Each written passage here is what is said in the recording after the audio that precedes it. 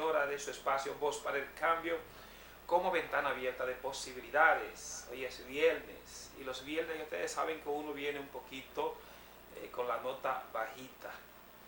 Viernes porque terminamos el último día de la jornada laboral y la gente como que está buscando siempre ese descanso, quiere desconectarse con el trabajo, con las noticias, con los problemas. Pero sin embargo nosotros el compromiso que tenemos es siempre conectar con ustedes y poder socializar las noticias, los temas de interés tanto nacional como internacional.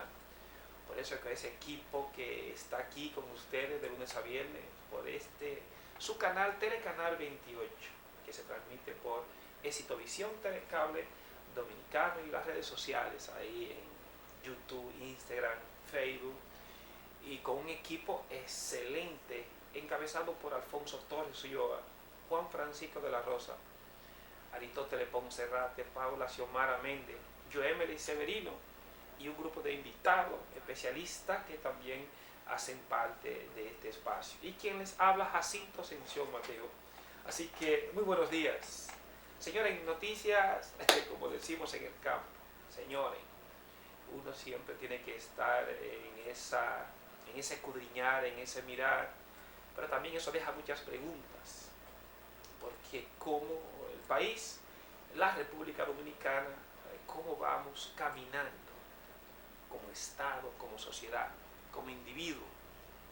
Uno mira los problemas y cuando lee la noticia, entonces encontramos ahora que en nuestro país, en la figura de Luis Abinader, que es el presidente de todos los dominicanos y dominicanas, que nos representa, porque democráticamente los dominicanos y dominicanas fuimos a votar a las urnas y él salió aventajado.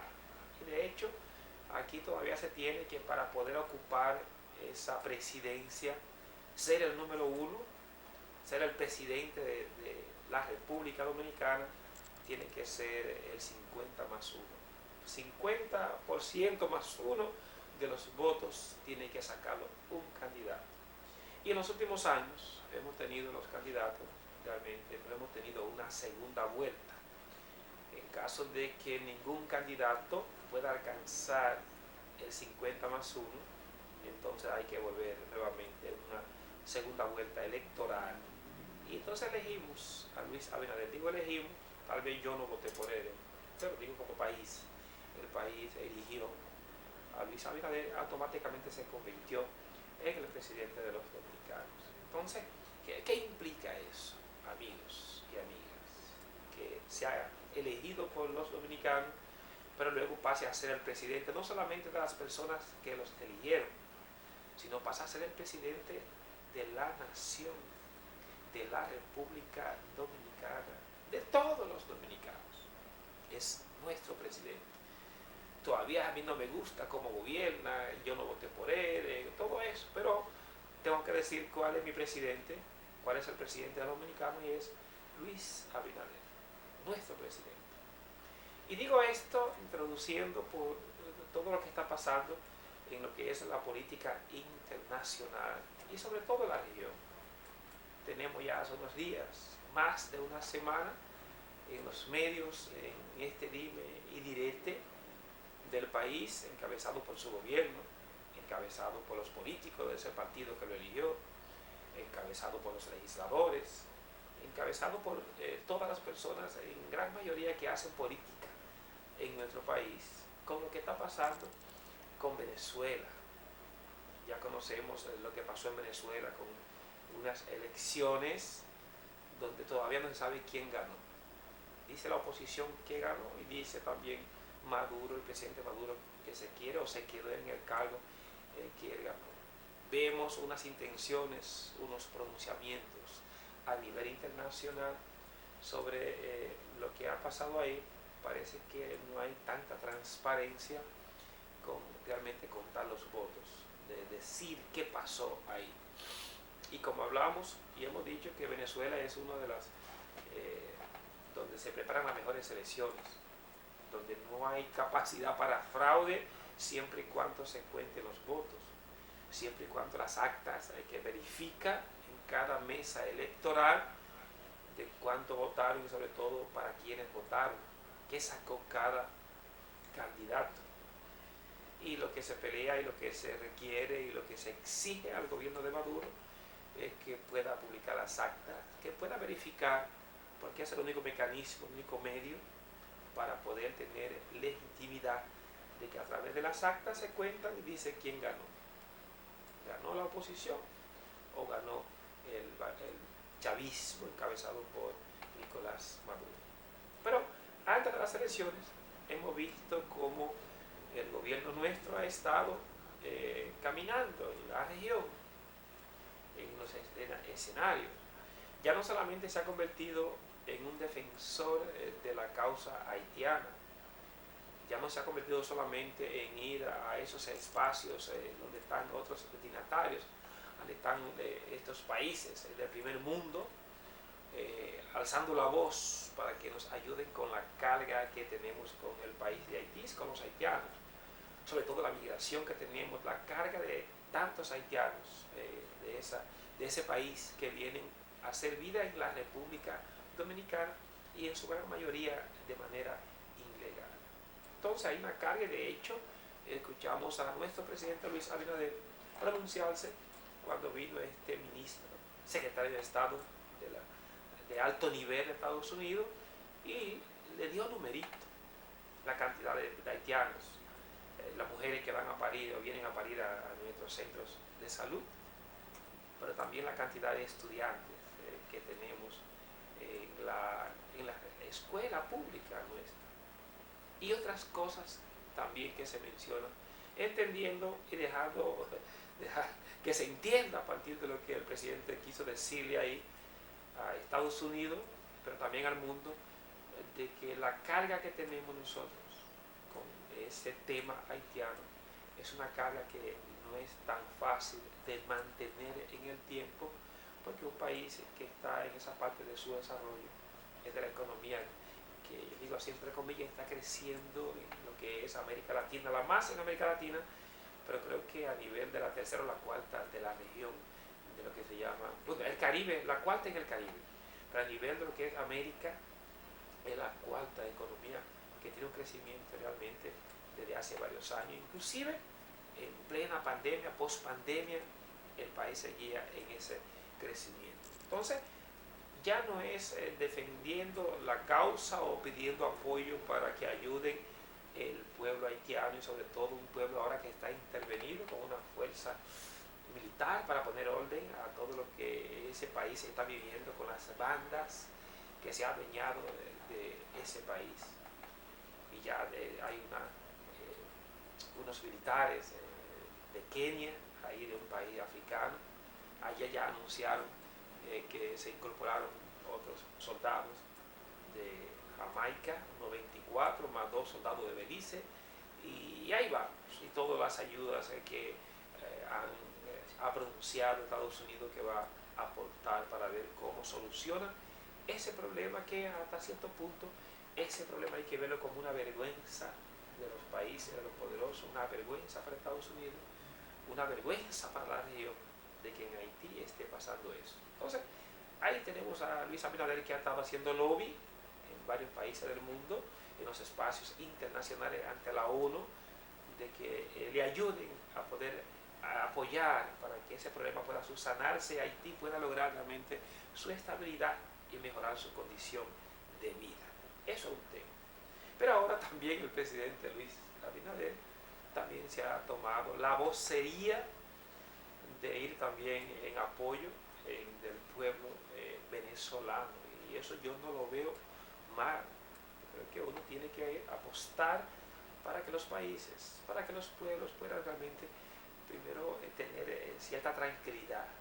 La paz es importante, el convivir y el buen vivir, pero cuando vienen estos temas políticos, ya saben todo lo que eso se deriva de ahí. Y ahí vemos lo de las elecciones en Venezuela, donde nuestro país, en la figura de Luis Abinader, ha estado abogando para que se cuente las actas. Hay un conflicto, hay un dime y direte, y ya todos sabemos lo que está pasando entre la figura de Luis Abinader y la figura de Nicolás Maduro, de decirle al país inclusive de sacar de Venezuela a la alta diplomacia de nuestro país allá, también de otros países. Pero vemos cómo el presidente Luis Abinader le está haciendo el juego a Nicolás Maduro. Es un tema realmente todos los días. Ahora resulta que el gobierno de Venezuela está exigiendo el pago de más de 300 millones de dólares que el país le adeuda, que nosotros los dominicanos le debemos, y nos están diciendo que paguemos. En un primer momento el presidente Luis Abinader, no sé quién lo está asesorando, pero estaba negando. Pronunció que en su gobierno no le ha comprado un peso de petróleo a Venezuela. Entonces, sin embargo, las deudas no importa, de un país no importa qué gobierno esté, es una deuda del país y hay que explicar por lo menos por qué no se ha pagado. Hay gente que ha dicho algunas cosas por el tema que es una deuda que se está para pagar a 20 años y ahora eso fue en el 2015, hace 2015, 9 años. Entonces, hay cosas que hay como que decirle, explicarla, no hemos pagado esto, tenemos dificultad con el pago, tenemos la deuda ahí, de hecho, creo que la Contraloría o Hacienda reconoció que esa deuda está ahí. Todo lo que sabemos un poquito de economía, yo que estoy trabajando un poquito lo que es el desarrollo empresarial, gestión empresarial, hay una de los módulos que trabajo que es educación financiera. Y cuando hablamos de los registros contables, entonces uno va mirando, se llama, hay una cápita que dice cuenta por cobrar o cuenta por pagar. Así que se manejan las empresas. Usted reparte la mercancía y usted cobra. Y usted también debe porque tal vez compra materias primas y todo eso. Entonces ahí está eso, en ese registro contable, y no soy contable, yo estoy hablando de algo simple que tiene que manejarlo cualquier comerciante. Entonces cuenta por pagar, tiene que estar esa cuenta ahí, son deudas. Hay personas que venden y va sacando, vendí tanto, pero luego tú tienes que hacer un balance de ver la inversión que hay que sacarlo. Yo invertí esto, a partir que hago la venta, que tengo ya el retorno del dinero, entonces hay que hacer cuentas. Ahí tengo lo que invertí, lo saco a un lado. Ahí tengo también la deuda que debo, ¿no? Se saca, cuenta por cobrar, y entonces luego a usted hace un balance y ve entonces si en el resultado final hay ganancia o hay pérdida. Entonces esa deuda está ahí.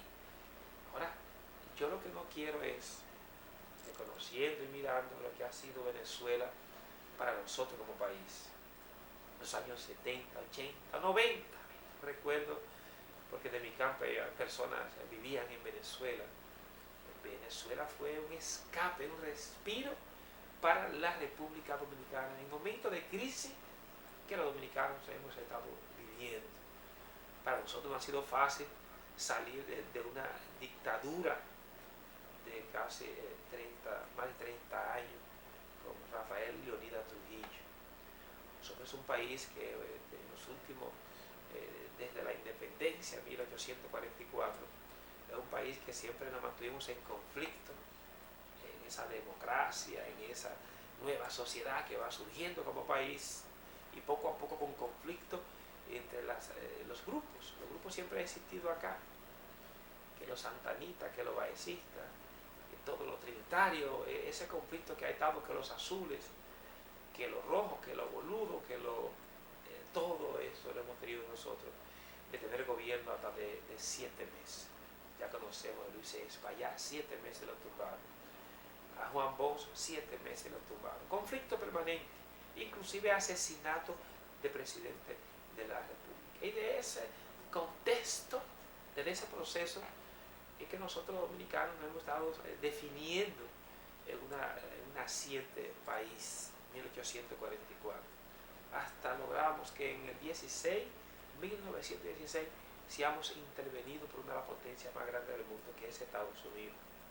Varias veces nos ha intervenido.